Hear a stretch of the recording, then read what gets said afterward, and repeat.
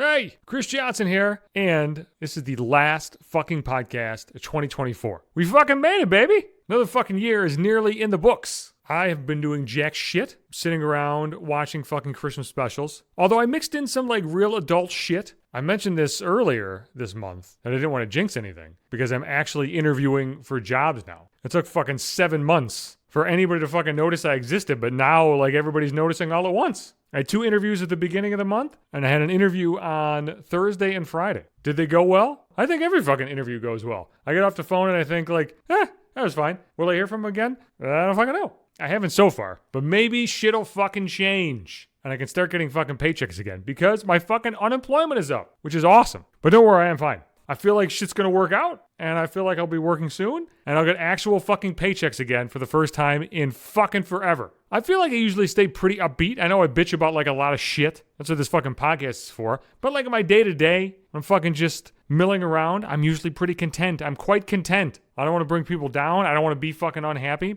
But like the last couple years, not great. I mean, I lost both my kiddies in 2023, so it was kind of a fucking bummer. And I was starting to worry about my job that year too. And then this year, 2024, those job fears about, shit kind of falling apart came to fruition, and I fucking lost my job. And I'm fucking trying to get a job. Looking for work fucking sucks, yo. I'm at like 240 job applications put in. I'm tired of fucking thinking about it. Like, yeah, I haven't fucking worked, but like so much of my fucking time has been like dedicated to like fucking job search websites and job search emails and fucking unemployment meetings and all this fucking shit that I'd rather not be doing anymore. So fuck, I hope this is over. And I hope any of my fucking colleagues out there, I hope things are working out for you as well. The former colleagues that either are still at my old place or were part of the fucking purge like me. I get nostalgic sometimes around the holidays and around like New Year time. Sometimes I get nostalgic like other times of year, but like for whatever fucking reason, holiday time is like a really nostalgic time for my ass. I get like really introspective about shit.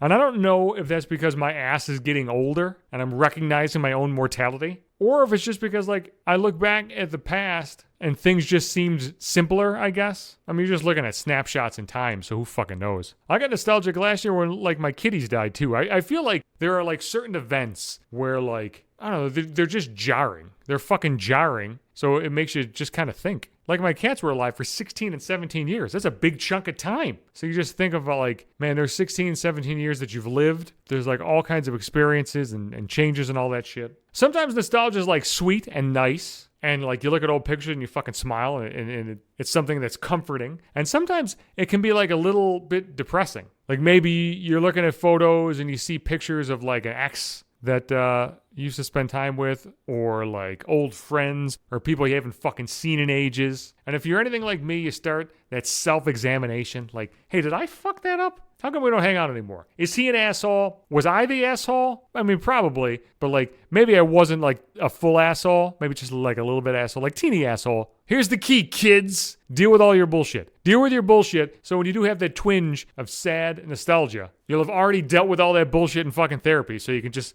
look at it like maybe a little bit more objectively. You ever like look at old photos or just see old photos and shit, going through old fucking photographs, and like you see a picture of like you and like your ex on Christmas, you're like, man, we were fucking happy in that fucking moment. Like, Jesus Christ. One moment in time, one fleeting fucking moment in time. Sometimes when I see photos like that, I have like all pictures of like my ex, like just moved away. I didn't delete all of them because I don't believe completely in like deleting a whole segment of my past just because my relationship went to shit and I don't want to see anybody anymore. Like those things still happened, but I don't have them with like my normal photos because I love pictures. I love looking at pictures. So I don't want to fucking like start looking through like normal pictures and just see like a whole bunch of fucking random pictures of my fucking ex in there. Like I don't want that shit. I'm comfortable with it, but like, you just don't want that. Like my dad is a huge piece of shit. He's in some old photos. He's not in a lot of photos because I fucking hate him and I've always hated him. If I'm looking through pictures, I don't want to see like a bunch of pictures of my fucking dad. You know what I mean? But sometimes when I see pictures of me and my ex, I think to myself like, holy fuck, like you were worth it in that moment, right? Like it's very easy for people who have had shitty relationships or